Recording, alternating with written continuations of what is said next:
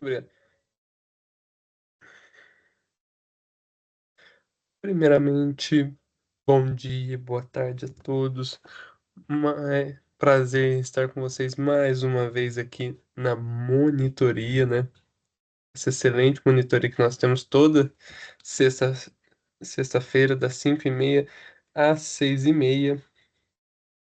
Espero que todos estejam bem, espero que estejam se preparando, né? Porque essa semana que vem é semana de prova integrada, que é muito importante, porque compõe uma grande parte da nota e é essencial para sua média, para que você tenha um aproveitamento, relembre, reestude os conteúdos que são muito importantes, lembrando que, se eu não me engano, é uma prova cumulativa, então os conteúdos que você estudou lá no primeiro semestre vai cair, tanto como os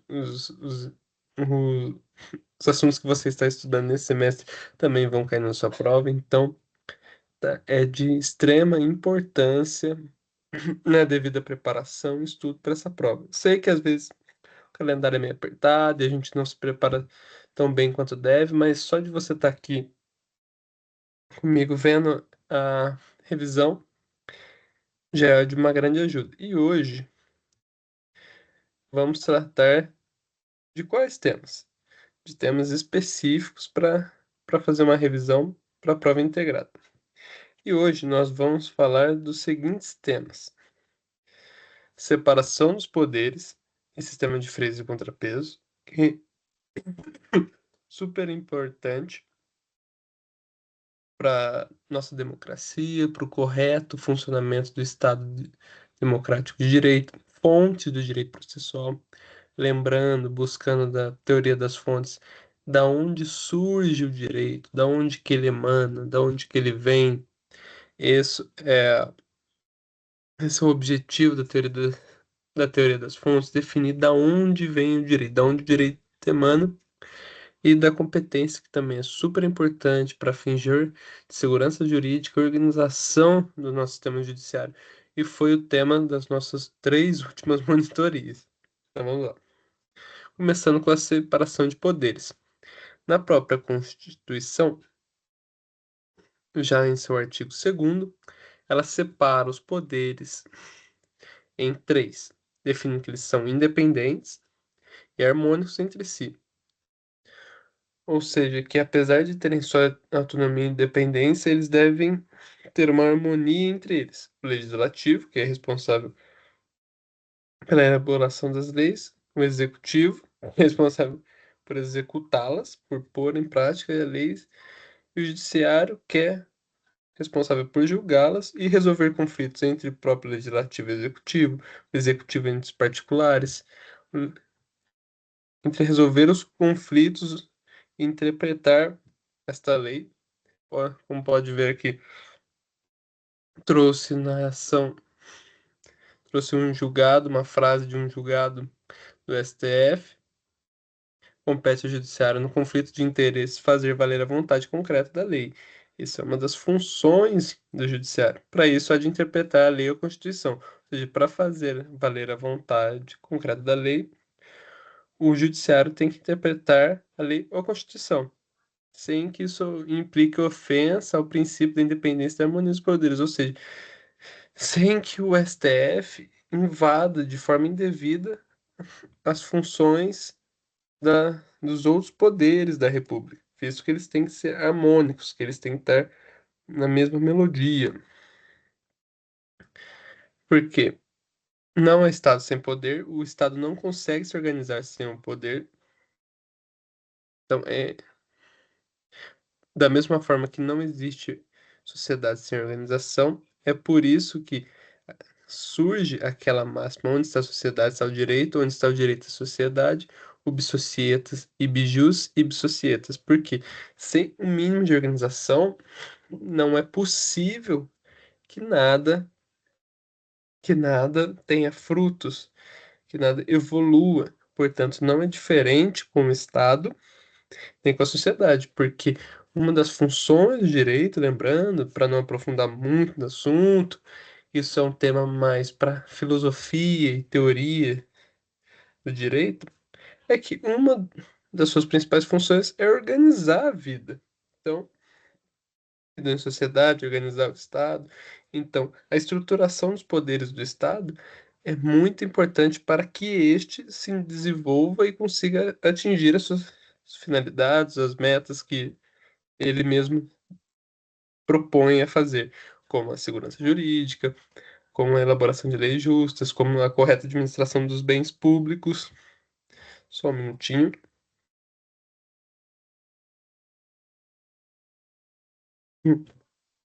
Então, por isso que é importante a organização dos poderes nos poderes do Estado. Aí, Carlo Ares Brito, ele divide essa palavra poder em três acepções. Poder enquanto revelação de soberania, tratado do parágrafo primeiro, artigo primeiro, parágrafo único da Constituição, em que diz que todo poder emana do povo e o exerce por meio de representantes ou diretamente. Representantes eleitos ou diretamente. Ou seja, que esse poder ele, o povo é titular dele, porém quem o exerce é o Estado, por meio de representantes eleitos por esse povo. Mas em relação ao A, esse item A, traduz que o poder revela, o poder demonstra que a soberania daquele país. Poder enquanto órgão do Estado, como vimos que o, Estado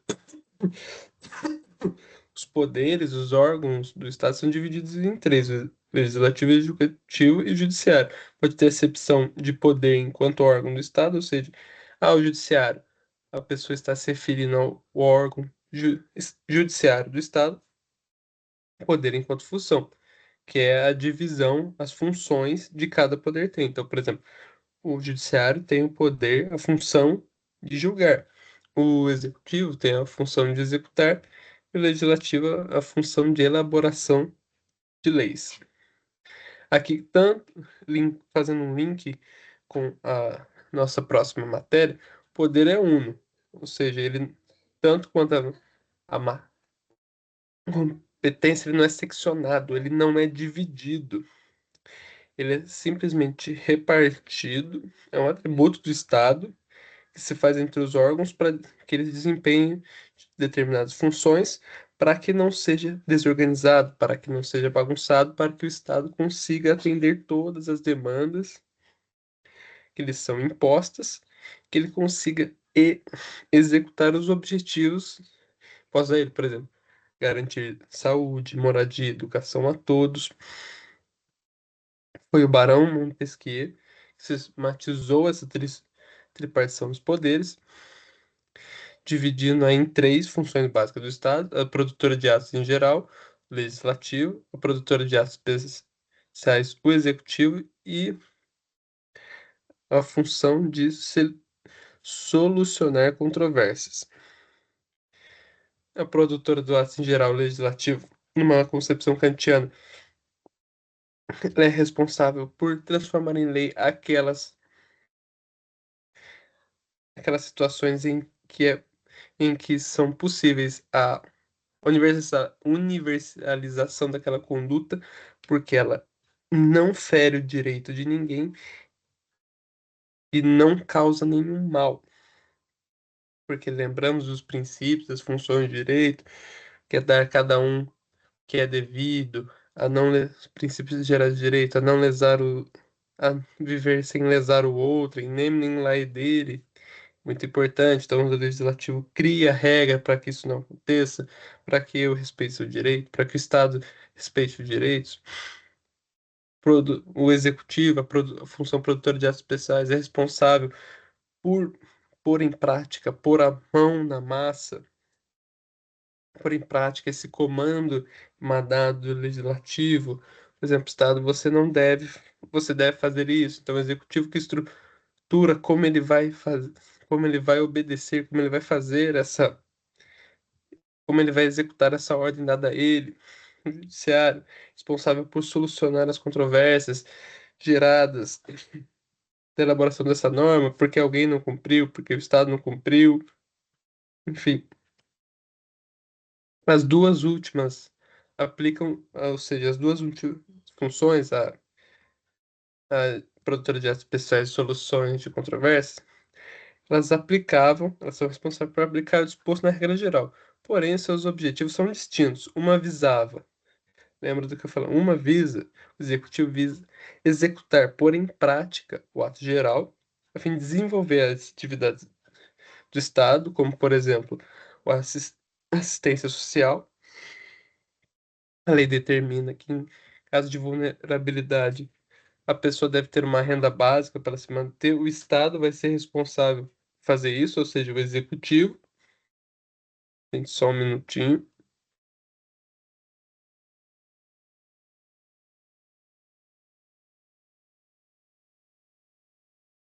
Enquanto a função de solucionar controvérsias, ela aplica esse ato, esse mesmo comando, mas com uma finalidade diferente, com uma finalidade diversa.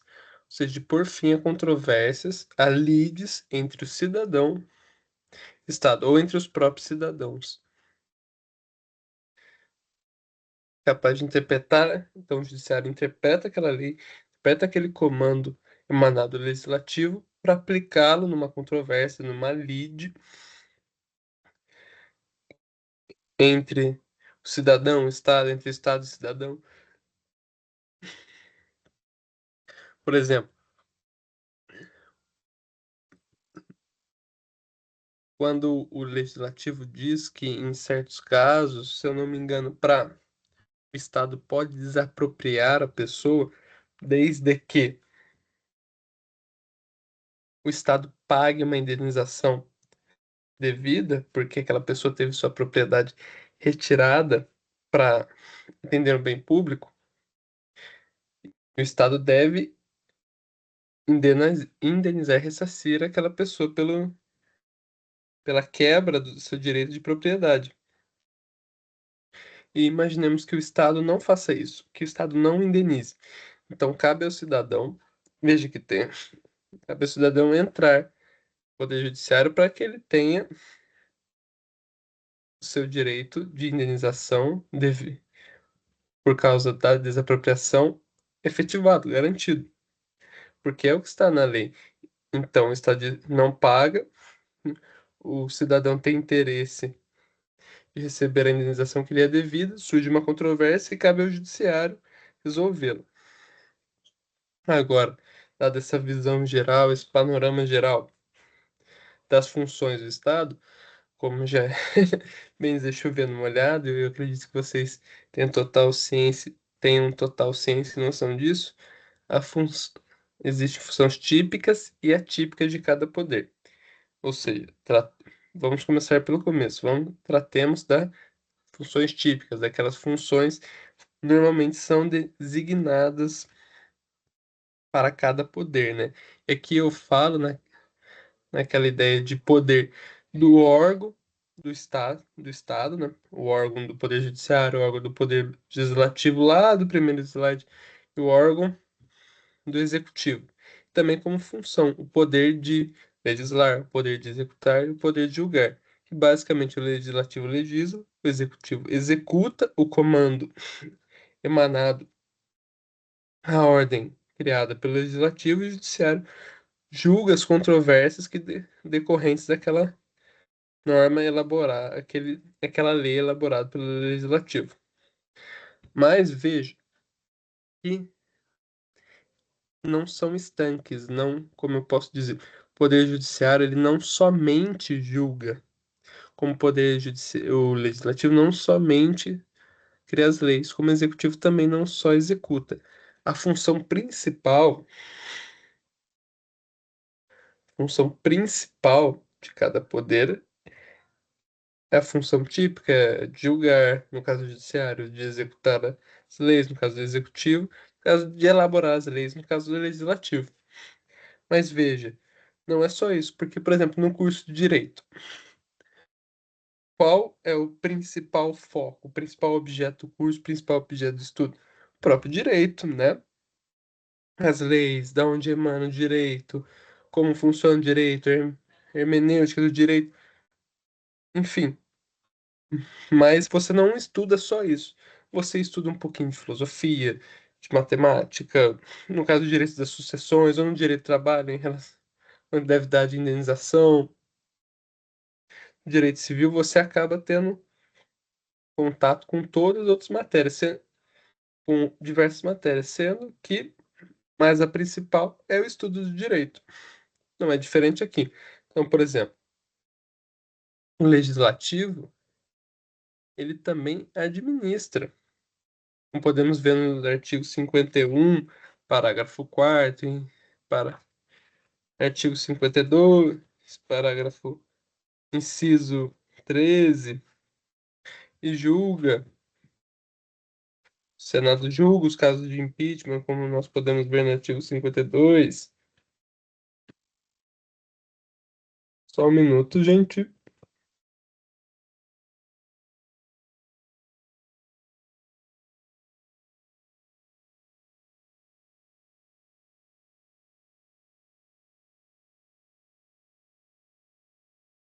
Aqui, ó.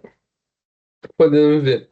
Compete privativamente à Câmara dos Deputados dispor sobre a organização, funcionamento, política, criação, transformação ou extinção dos cargos, empregos e funções de seu serviço.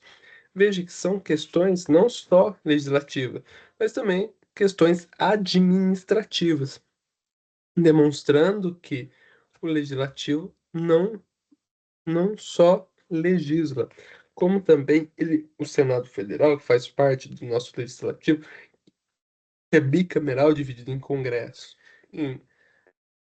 dividido em Senado. O Senado Federal na Câmara dos Deputados. O Senado Federal é responsável por processar e julgar o presidente e o vice-presidente da República nos crimes de responsabilidade. Veja que ele está exercendo uma função jurisdicional, não tão somente uma função legislativa,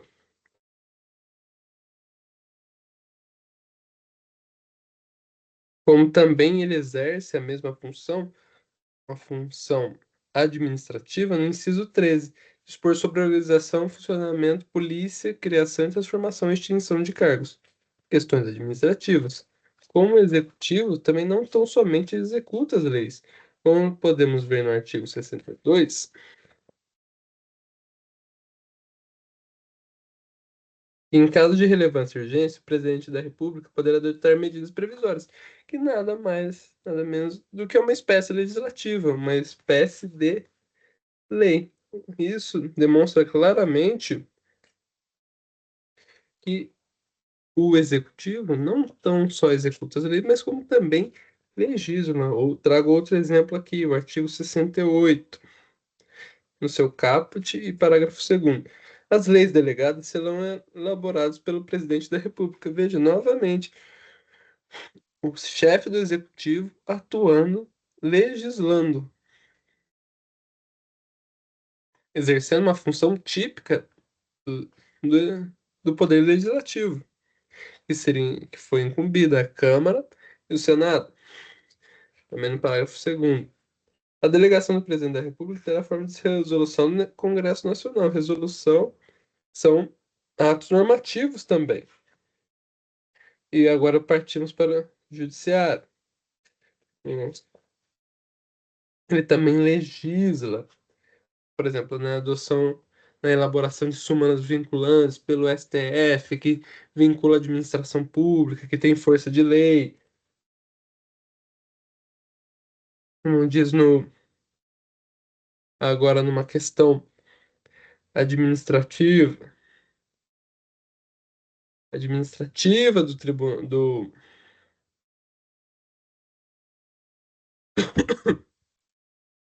Poder Judiciário, me desculpe. Organizar suas secretarias e serviços auxiliares dos juízes que lhes forem vinculados, velando pelo exercício da atividade profissional respectiva. F. Conceder licença-férias e outros afastamentos a seus membros e juízes e servidores que lhe forem imediatamente vinculados. Ou seja, todas são funções típicas do administrativo.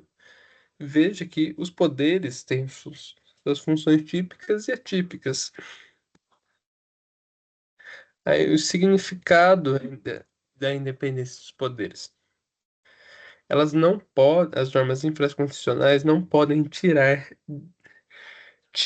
subtrair, diminuir a competência que foram atribuídas pelo Constituinte. Ou seja, se podemos aqui, vimos que o judiciário tem um certo aspecto legislativo e administrativo, uma norma infraconstitucional, por exemplo, uma lei ordinária, não pode retirar isso dele.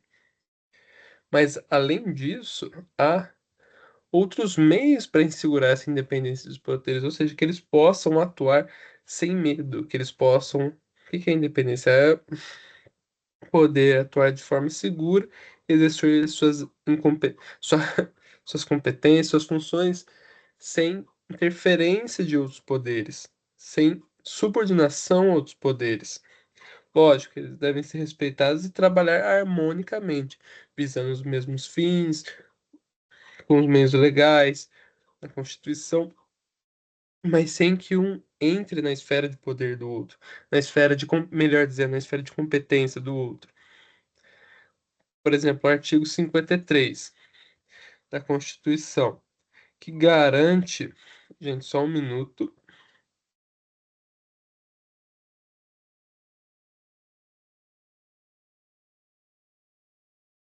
que garante a inviolabilidade dos deputados e dos senadores no exercício do mandato, por suas opiniões, palavras e votos. E por que que esse exercício existe? Justamente esse dispositivo existe justamente para garantir a atuação independente do poder legislativo, impedindo que qualquer um cerceio, uma obstrução, um impedimento na atividade dos representantes populares. Porque, no, princ- além das suas funções de legislar, ele tem também a função de verificar, de fiscalizar os atos do poder público do geral. Então, do que o judiciário está fazendo, do que o executivo está fazendo. E veja que para isso ele precisa ter independência, ele não pode ser cerceado, ele não pode ter medo de exercer as suas funções.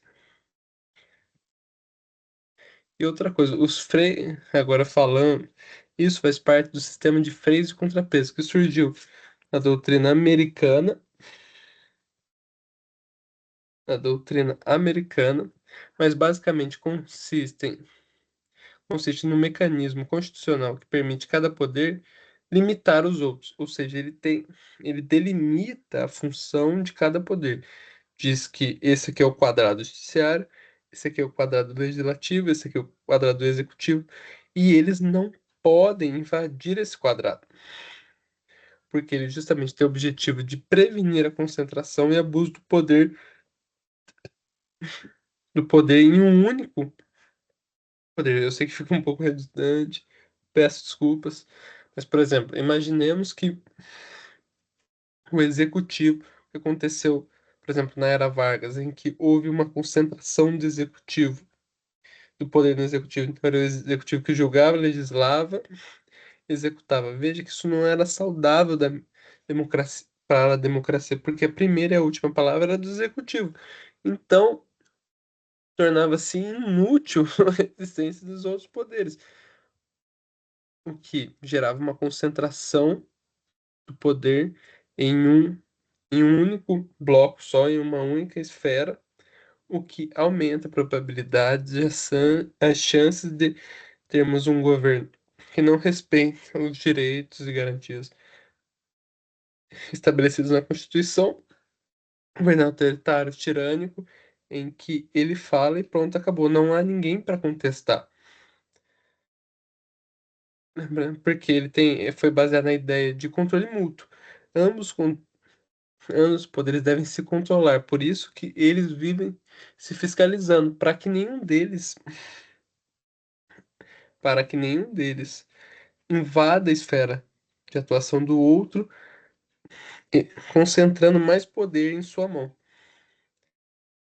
Envolve tanto a distribuição quanto o controle do poder político. Os fundamentos constitucionais estão descritos no artigo 2, que são a independência e a harmonia entre os poderes, mas também, além de distribuir funções, a Constituição institui mecanismos de controles recíprocos.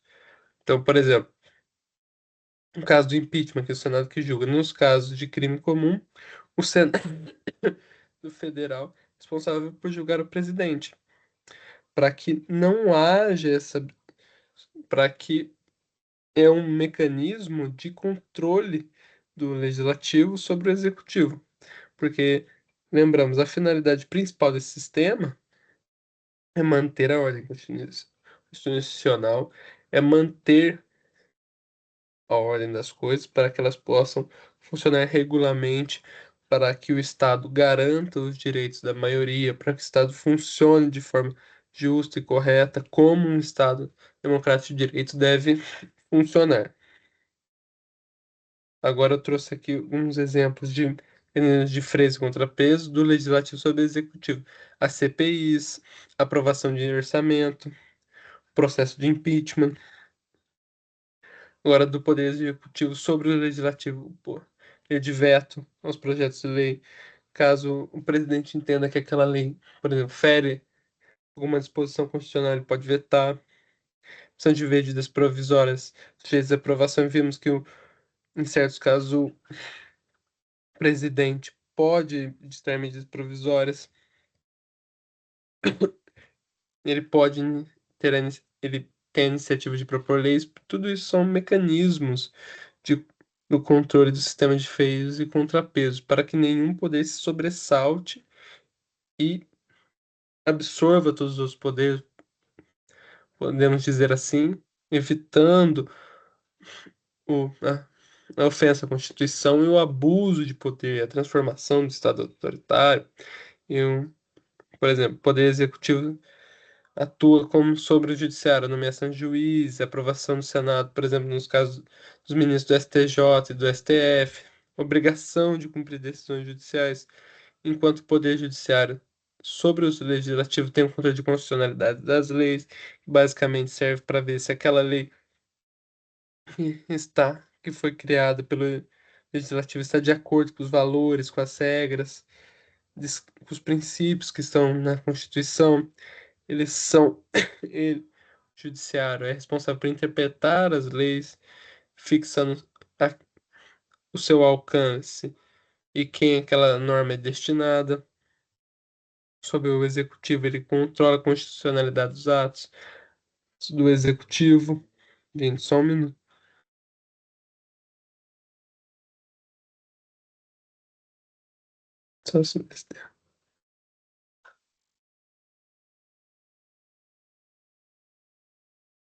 Só um minuto, ver se tem alguém aqui no nosso encontro. Acho que não tem ninguém. Não, não tem ninguém. Hum. Julgamentos de litígios envolvendo a administração pública, como é o caso da Justiça Federal, que é responsável por julgar os litígios envolvendo a União, o Estado, os municípios, o Distrito Federal, que envolve também as suas autarquias, a concessão.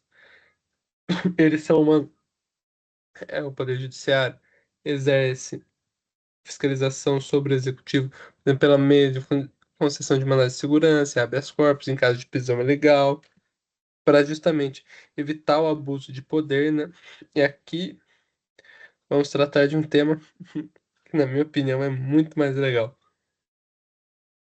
As fontes do direito processual. Lembrar dos princípios básicos lá das primeiras aulas de teoria geral do direito, que são as fontes. As fontes são as fontes da onde o direito surge, da onde o direito vem.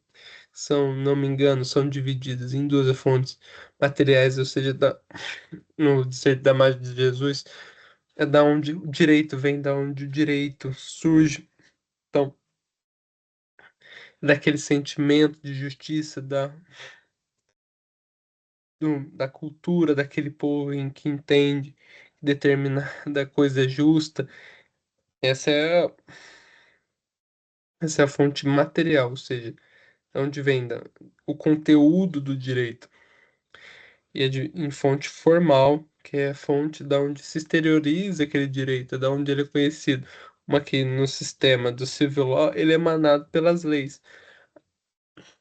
Por exemplo, aqui entendemos que é injusto roubar. Então, direito, e todos têm direito ao patrimônio. Então, como nós exteriorizamos isso por meio das leis, enquanto no sistema dos países anglo-saxões, como Estados Unidos, Inglaterra, eles exteriorizam o direito por meio dos costumes, do estudo de caso, da jurisprudência. E as fontes formais, elas são divididas.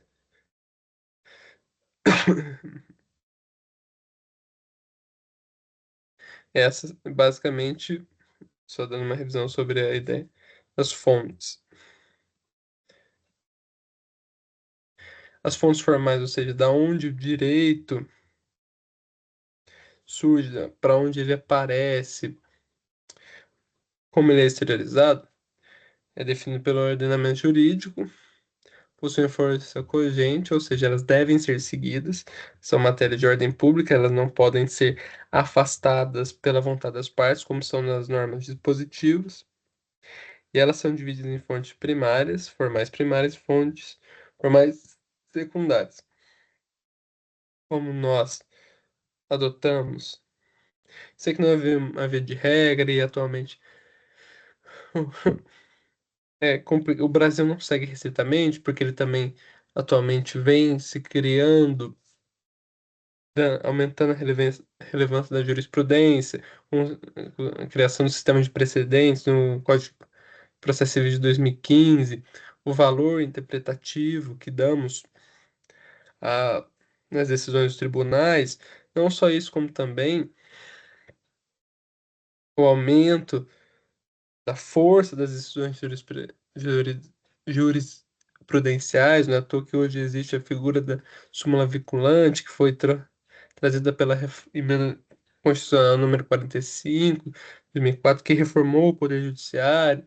Então veja que não é tão estanque, não é tão restrito à lei, e que jurisprudência, que o estudo de casos vem, vem criando cada vez, vai aumentando sua força aqui no Brasil. Mas, enfim, ainda temos somando germânico, do civil law, nosso direito é, é posto, é positivado, ou seja, ele é escrito. O direito emana de uma norma, ele é posto, ele é escrito. E aí estão na Constituição Federal, que aborda algumas normas de direito processual, por exemplo, artigo 5º,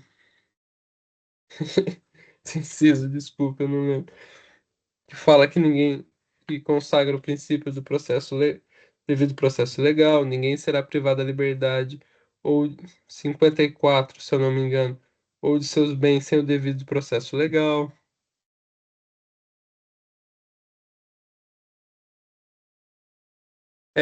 Por exemplo, a própria Constituição, também no artigo 22, inciso 1, traz que compete privativamente, se eu não me engano, à União compete privativamente à União legislar sobre o direito civil, comercial, penal, processual, Código de Processo Civil, que é a principal lei processual, que, gente, só um minuto, que é responsável por definir como funciona o processo, quais são as etapas do processo, as leis esparsas, leis que abordam matérias processuais, por exemplo, Lei 2016 de 2009, que é do mandado de segurança, regimentos internos dos tribunais, como eles vão julgar, por exemplo, os agravos internos, só temos pequenas disposições no Código Civil, mas basicamente é a cargo do, S- do, do próprio tribunal que vai dispor como processualmente eles vão julgar o agravo interno.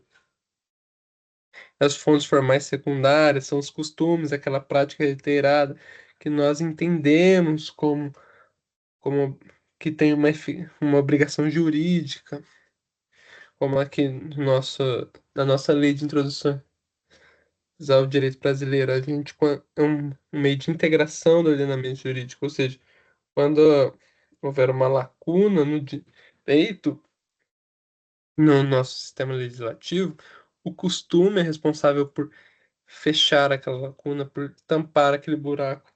A jurisprudência, que antigamente havia uma discussão se era ou não, mas acredito que a maioria aceite como fonte secundária, porque, por exemplo, foi a partir de uma decisão, como você pode ver, que é interessante, em como a doutrina, a jurisprudência é uma fonte formal secundária do direito, porque, por exemplo, o STF, por meio de decisão, permitiu o reconhecimento de uniões, uniões estáveis de pessoas do mesmo sexo. Veja, a jurisprudência, o tribunal, no exercício, no exercício do poder jurisdicional, criando direitos, né? Ou seja, o direito emanou de uma decisão judicial da interpretação da própria Constituição. Fontes não formais, materiais ou acessórias. Elas não são criadas por processos estatais.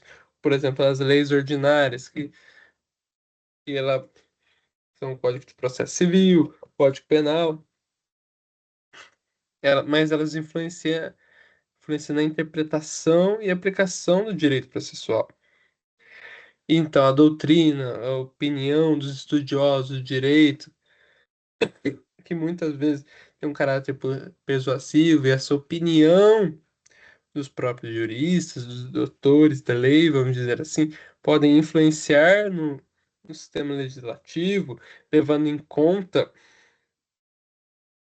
o que eles dizem, por exemplo, a reforma do Código de Processo, do Código Civil, nada mais isso, uma iniciativa do próprio Estado, se eu não me engano, para reformar e atualizar o nosso Código Civil, os princípios de direitos do processo, direito processual, que é o princípio da legalidade, que o processo vai ser todo definido em lei, do contraditório, que você vai poder contradizer o que foi dito, da ampla defesa, que você pode usar todos os meios inerentes para se defender, que são todas fontes,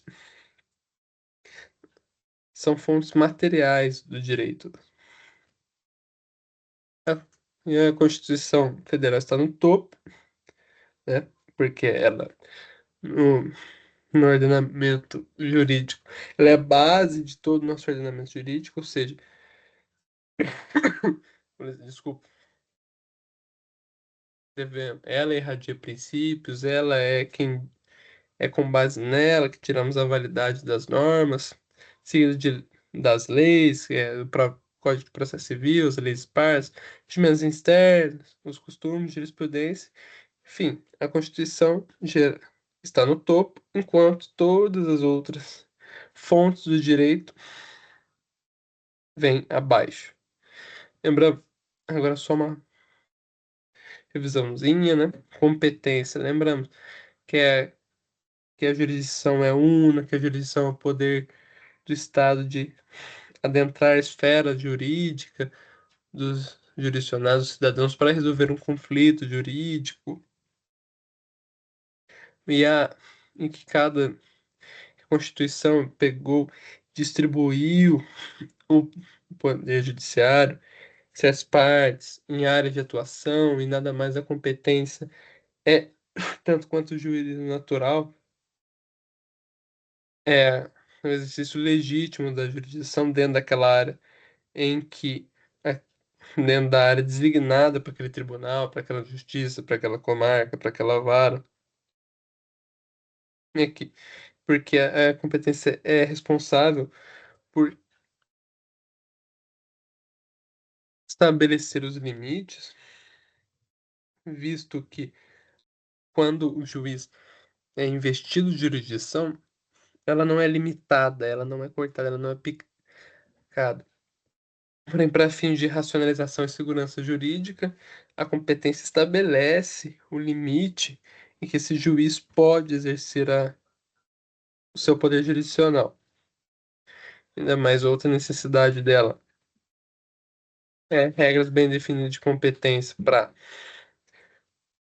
fim de racionalização do trabalho devido à vastidão do poder judiciário e da extensão geográfica do nosso país também de tantos cidadãos que o nosso país tem, e também para visar evitar decisões conflitantes, garantir a segurança jurídica para todos os sujeitos de direitos, para todos que estejam sujeitos à jurisdição do nosso país. A competência ela possui alguns critérios de fixação, a definição de qual órgão, de qual tribunal, de qual vara, comarca, enfim,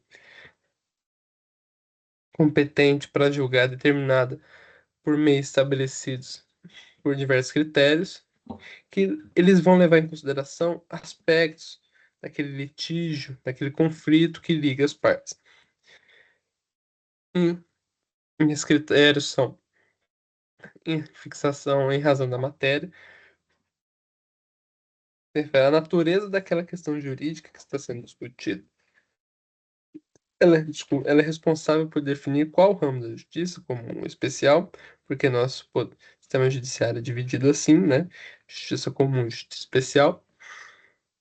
E dentro dele, qual vai ser o órgão específico, o órgão em que a Constituição designou, qual órgão em que aquela questão jurídica está dentro da sua área de atuação, por- e, portanto, qual é o órgão responsável e competente, ou seja, leis competente, aquele órgão que pode exercer o poder jurisdicional de forma legítima naquele caso. Então, por exemplo, as questões relativas ao direito de família não vão ser julgadas pela vara empresarial, e sim pela vara de família. Outro exemplo, os litígios envolvendo relações de trabalho são competências da Justiça do Trabalho, não de uma competência de uma vara civil, por exemplo. Qual é o critério objetivo? Um critério objetivo de fixação define competência absoluta, ou seja, ela não pode ser alterada.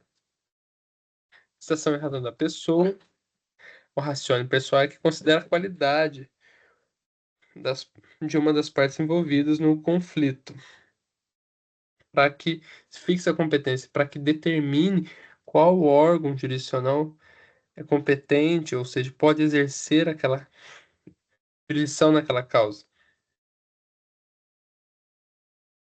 Exemplo, o maior exemplo é a da Justiça Federal, que toda vez ela é capaz, ou seja, é ela quem pode exercer a jurisdição dentro dos casos que envolvam a União, suas autarquias ou empresas públicas, sendo elas seja parte, seja interessadas, seja ré, seja assistente, seja oponentes. Lembrando que, mais uma vez, é um critério de competência absoluta, ele não pode ser alterado. Razão do lugar, raciocínio Locke, também é conhecido como competência territorial ou foro. Ela é determinada pela situação, pela localização geográfica da onde se originou aquele conflito de interesses. Geralmente é onde as partes possuem domicílio, a regra geral estabelecida pelo artigo 46 do Código de Processo Civil, quando a ação é fundada em direito pessoal ou em direito real sobre imóveis, ela, em regra, será proposta no foro do domicílio do réu. Ou, por exemplo, essa é a regra, porque como vimos, há exceções. Então, por exemplo, se eu não me engano, quando o réu possuir mais de um domicílio,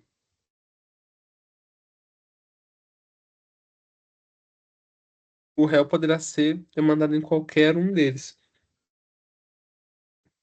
É um critério, sim, um critério de fixação de competência para ele no absoluto, ou seja, por um meio do cláusula de eleição, pode ser afastado, ou seja, ele pode ser afastado, né? E se o interessado não alegar competência daquele juízo, em razão do domicílio, do lugar, a competência vai ser prorrogada. Gente, só um minuto. Que não acontece, por exemplo, quando há o desrespeito da fixação em razão da matéria.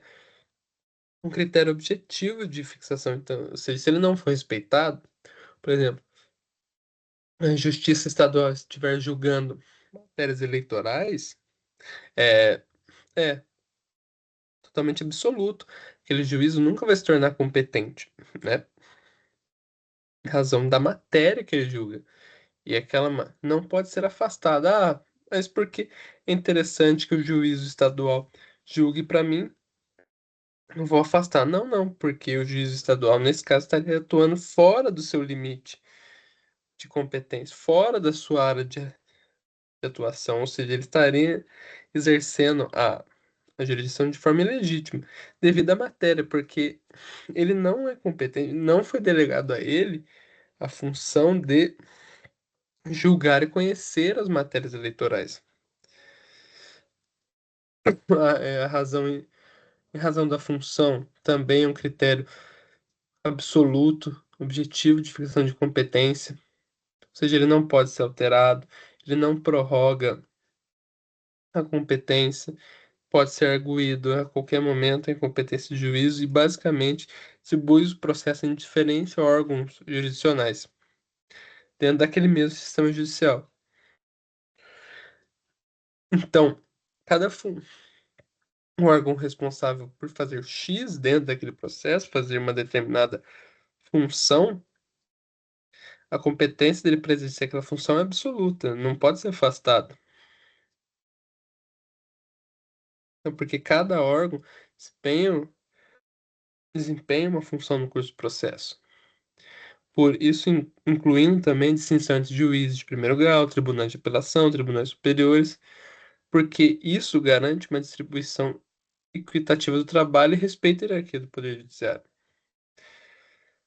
É, basicamente, critério de fixação, razão do valor, ele é definido pelo valor atribuído à causa.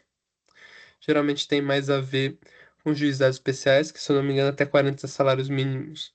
Você pode entrar no juizado, mas para você ver, é facultativo, é uma faculdade, é uma opção do daquele interessado a fazer valer seu direito. Mas se você quiser, você pode entrar no juizado especial, mas você pode entrar na justiça comum, porque o juizado especial tem um rito processual mais sério, mais rápido e mais simples. Dito isso, a doutrina costuma dividir a competência em duas grandes categorias: a competência absoluta e a competência relativa. Por que que é importante? Por, É importante definir isso? Porque ela acarreta diferentes consequências processuais. Então, por exemplo, a violação a um critério de competência absoluta, por exemplo, em razão da pessoa, não torna o juízo inicialmente competente, competente. Por quê? Porque em relação à competência absoluta é vedado isso. Porque se o réu não alegou em preliminar de contestação, a competência de juízo, ele vai continuar sendo incompetente e pode ser arguída a incompetência daquele juiz a qualquer maneira. Diferente da competência relativa, que pode ser simplesmente afastada através de um contrato, que nada mais é que a cláusula de eleição de foro, que não pode acontecer em relação à competência absoluta. Por exemplo, vamos tratar da Justiça Federal, que é responsável por julgar as causas em que envolva a, a União, os Estados, em condição de, por exemplo, de autor. O- por se tratar de um critério de competência absoluta, o Estado, por exemplo, num contrato que é celebrado entre particular para atender determinado fim social, ele não pode colocar lá tal foro para qualquer questões, dúvidas, relações ao contrato, for competente para julgar da comarca tal. Não, não. Agora, já em relação à competência relativa, isso é totalmente possível. As partes, porque a fim de atender um interesse próprio, as partes podem dispor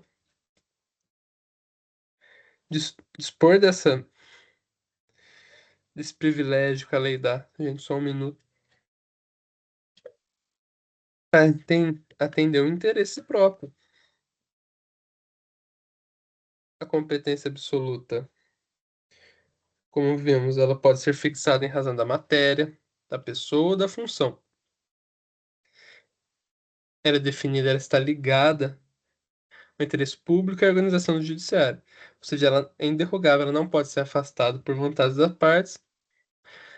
Isso significa, o que isso quer dizer? Que as partes não podem convencionar, não podem escolher para atender um fim particular, um interesse pessoal, um juízo que esteja em desacordo desses critérios. Ela pode e deve ser reconhecida de ofício pelo juiz, ou seja, o juiz, ao ver ao perceber que é incompetente, ele tem que levantar a mão e só dizer que sou incompetente em qualquer fase do processo, qualquer tempo e grau de jurisdição. Por exemplo, uma consequência processual.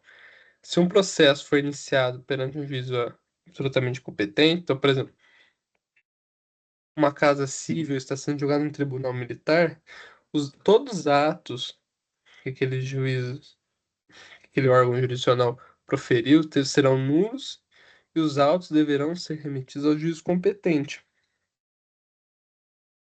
Então, ou seja, veja essa grande consequência processual, por exemplo, se foi dada uma liminar por um juízo incompetente, ela não vale, ela é nula. Veja como isso é perigoso. Competência relativa, ela é definida basicamente em razão do lugar, como vimos o domicílio das partes, ou em relação ao valor da causa, como é nos juizados especiais. Ela está ligada, ou seja, ela visa proteger o interesse das partes, aquilo que atenda melhor ao interesse particular da parte. Como já bem disse, ela pode ser modificada pela própria vontade das partes, por meio, por meio de um contrato, um acordo, uma conversão, que é a cláusula de eleição de foro, ou ocorre o fenômeno da prorrogação da competência pela continência, em que uma causa tem a mesma causa de pedir, a mesma parte, a identidade entre essas duas, porém, o pedido de um lobo da outra e conexão, e, e o fenômeno da conexão ocorre quando, quando for o pedido ou a causa de pedir for comum, for semelhante, for parecido. São outras causas de modificação da competência. O juiz não cabe ao juiz o poder reconhecer de ofício alguma competência relativa, como acontece na competência absoluta, que ele tem o dever de reconhecer. É simplesmente um ônus da parte interessada, porque é até lógico, né? Se a competência absoluta visa proteger o interesse das partes, deve ser a parte que tem interesse naquela demanda para atender um fim particular, deve alegá-la, né? Já que visto eles estão abrindo mão de um privilégio processual, de uma segurança. Ou seja, ela deve alegar a incompetência no prazo legal, que é o prazo da contestação, 15 dias. Vamos ver, no caso a ré não apresente essa questão, não levante essa questão da incompetência de juízo, a competência será prorrogada. E o juízo vai se tornar competente, o processo vai seguir seu curso normal.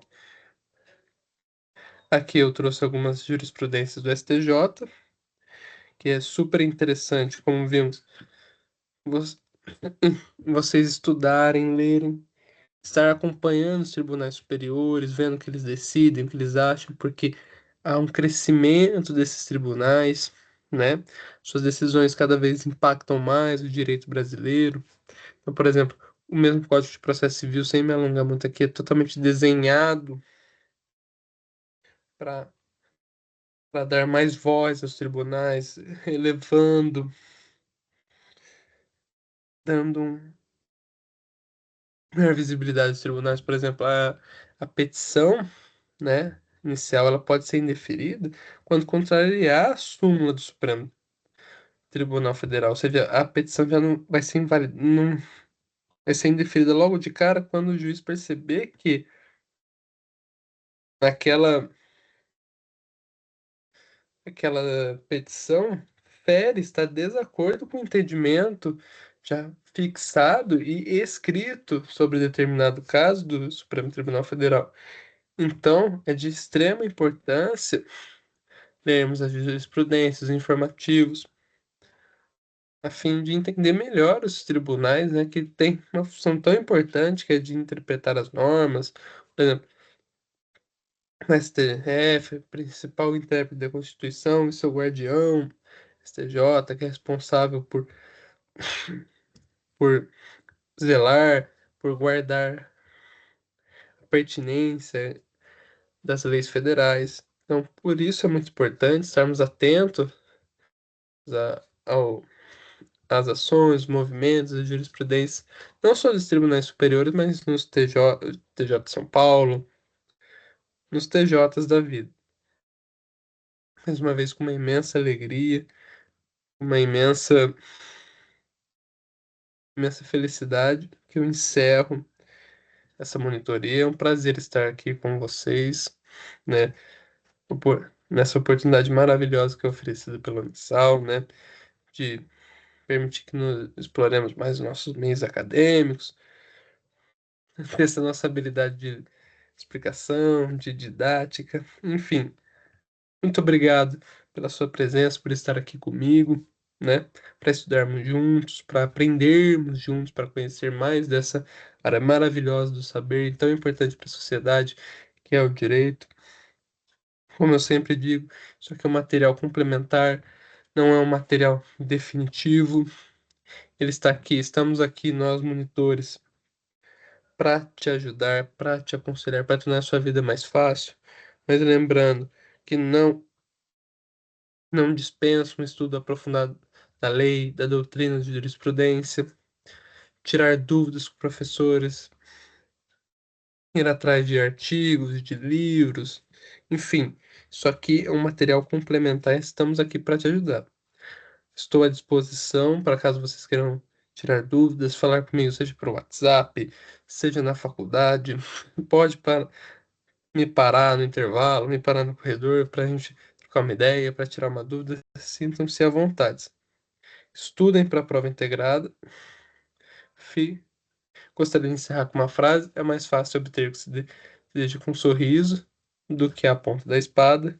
William Shakespeare, ou seja, sempre seja gentil, sendo gentil, sendo uma pessoa feliz, alegre, educada, é muito mais fácil de você conquistar o que você deseja do que incisivo, grosso, a ponta da espada.